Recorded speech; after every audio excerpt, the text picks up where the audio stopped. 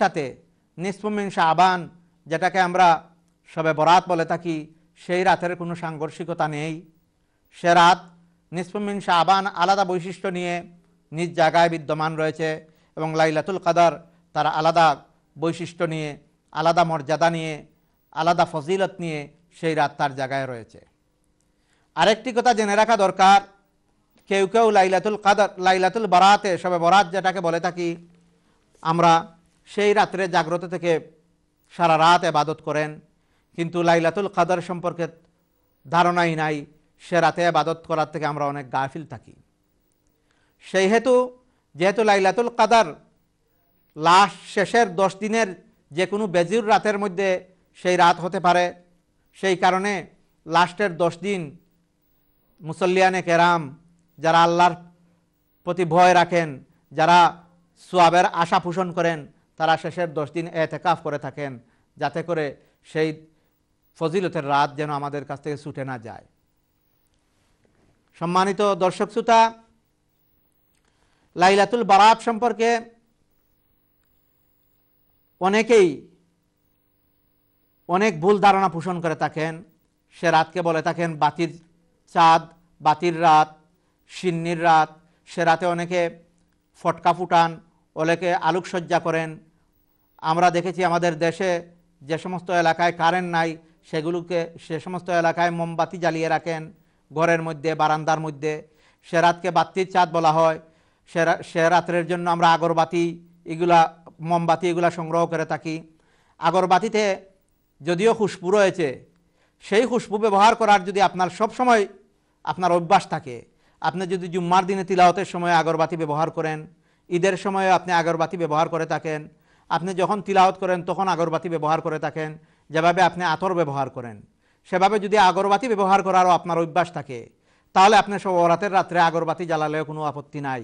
কিন্তু খাস করে শুধু শবে বরাতের রাত্রের জন্য আগরবাতিকে ব্যবহার করা, সেটা বেদাত হবে। মা সাবাতা বিস সুন্নাহ, শেখ আব্দুল হক মুহাদ্দিস দেহলভী রহমতুল্লাহি আলাইহি ওনার কিতাবে মা সাবাতা বিস সুন্নাহ এই কিতাবে লিখেছেন, এই সমস্ত আমাদের উপমহাদেশে আগরবাতি জ্বালানো, ফটকা ফুটানো, বাতি জ্বালানো এবং বিভিন্ন বোমাবাজি করা, আলোকসজ্জা করা, এগুলা আমাদের যে সংস্কৃতিতে ঢুকে পড়েছে, ওনার ধারণা করেছেন,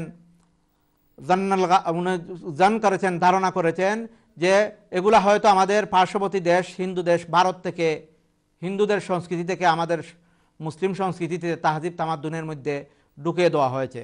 এই কারণে এই ধারণাগুলো আমাদের থেকে দূর করা দরকার।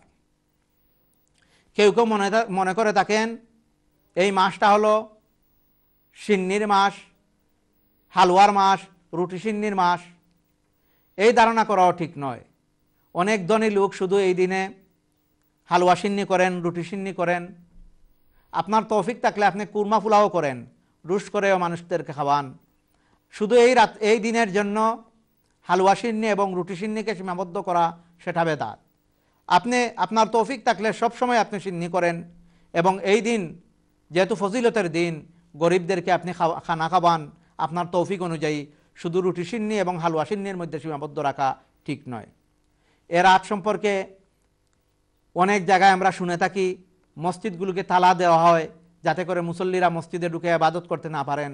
সেটা অত্যন্ত গর্হিত কাজ, সেটা করা ঠিক নয়। মানুষদেরকে ইবাদত থেকে মহরুম রাখা ঠিক নয়। যারা ইবাদত করতে চান তাদের জন্য মসজিদকে খুলে দেওয়া, কিন্তু মসজিদে গিয়ে সুরগুল না করা, মসজিদে গিয়ে বিভিন্ন হুরুস্তুল এবং যেটা ইসলামে নাই সে ধরনের ইবাদত করা ঠিক নয়। যেমন প্রথম রেখাতে কয়েকবার আলহামদুলিল্লাহ শরীফ পড়া এবং এই ধরনের বিভিন্ন যে জয়ীফ কথাবার্তা, এ ধরনের কথাবার্তা না বলে যেগুলো কোরআন এবং হাদিসের মধ্যে রয়েছে, যে ধরনের ইবাদত করার কথা রয়েছে নবী করিম সাল্লাল্লাহু আলাইহি ওয়াসাল্লামের জিন্দেগিতে এবং হাদিসের মধ্যে যেগুলো ইবাদত করার কথা রয়েছে, সেই ইবাদতগুলো আমরা মসজিদে গিয়ে যেন করি। আমরা আল্লাহ রাব্বুল আলামিন আমাদেরকে এই ফজিলতের রাত্রে ইবাদত করার তৌফিক দান করুন, এবং এই মাস ফজিলতের মাস, এই মাসে বেশি বেশি করে আমরা আল্লাহর কাছে দোয়া করি। আল্লাহর রসুল যেভাবে দোয়া করতেন, আল্লাহুম্মা বারিক লানা ফি রজব ওয়া শাবান ওয়া বাল্লিগনা রমাদান, এই দোয়াগুলো আমরা বেশি বেশি করে পড়ি। আল্লাহ রাব্বুল আলামিন আমাদেরকে সামনে রমজানের মাস, এই মাসের হক আদায় করে আমাদেরকে রোজা রাখার জন্য এবং এই রমজানের মাসের জন্য প্রস্তুতি নেওয়ার জন্য, এখন থেকে আমাদেরকে প্রস্তুতি নেওয়ার জন্য তৌফিক দান করেন, আমিন। আমরা এখন সংক্ষিপ্ত একটি দোয়া করব। দোয়ার পরে আমরা প্রোগ্রামের শেষের দিকে আমরা চলে এসেছি। কয়েক মর্তবা আমরা দুরূদ শরীফ পড়ি। আল্লাহুম্মা সাল্লি আলা মুহাম্মাদিন ওয়া আলা আলি মুহাম্মাদ কামা সাল্লাইতা আলা ইব্রাহিম ওয়া আলা আলি ইব্রাহিম ইন্নাকা হামিদুম মাজিদ। আল্লাহুম্মা বারিক আলা মুহাম্মাদিন ওয়া আলা আলি মুহাম্মাদ কামা বারাকতা আলা ইব্রাহিম ওয়া আলা আলি ইব্রাহিম ইন্নাকা হামিদুম মাজিদ। আলহামদুলিল্লাহি রাব্বিল আলামিন ওয়াসসালাতু ওয়াসসালামু আলা খাইরি খালকিহি মুহাম্মাদিন ওয়া আলিহি ওয়া আসহাবিহি আজমাইন। ربنا ظلمنا أنفسنا وإن لم تغفر لنا وترحمنا لنكونن من الخاسرين. ربنا آتنا في الدنيا حسنة وفي الآخرة حسنة وقنا عذاب النار. ربنا فاغفر لنا ذنوبنا وكفر عنا سيئاتنا وتوفنا مع الأبرار. ربنا وآتنا ما وعدتنا على رسلك ولا تخزنا يوم القيامة إنك لا تخلف الميعاد. رب اجعلني مقيم الصلاة ومن ذريتي ربنا وتقبل دعاء.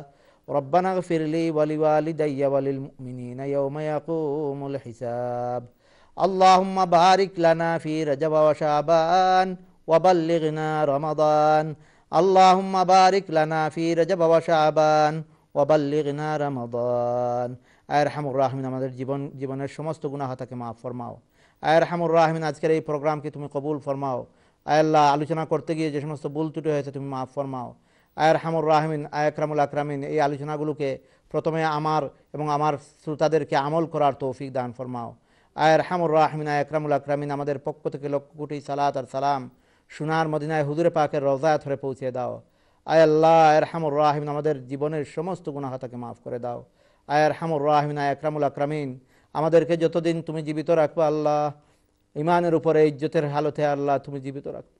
আয় আরহামুর রাহিমিন, যখন মৌত আসবে কলিমা পড়ে পড়ে ইমানের অবস্থায় আমাদের মৌত নসিব ফরমাও। রব্বানা তাকাব্বাল মিন্না ইন্নাকা আনতাস সামিউল আলিম ওয়া তুব আলাইনা ইয়া মাওলানা ইন্নাকা আনতাত তাওয়াবুর রহিম। বিফাদলি সুবহান রাব্বিকা রাব্বিল ইজ্জাতি আম্মা ইয়াসিফুন ওয়া সালামুন আলাল মুরসালিন ওয়াল হামদুলিল্লাহি রাব্বিল আলামিন বিরহমাতিকা ইয়া আরহাম।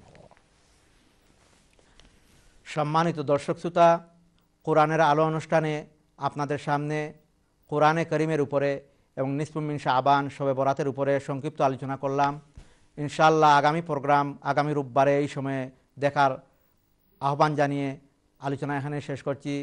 ওয়া আখিরুদ দাওয়ানা আনিল হামদুলিল্লাহি রাব্বিল আলামিন ওয়া সাল্লাল্লাহু আলান নবী ওয়া আলিহি ওয়া সাল্লাম। আসসালামু আলাইকুম ওয়া রাহমাতুল্লাহি ওয়া বারাকাতুহু। محمد رسول الله صلى الله تعالى عليه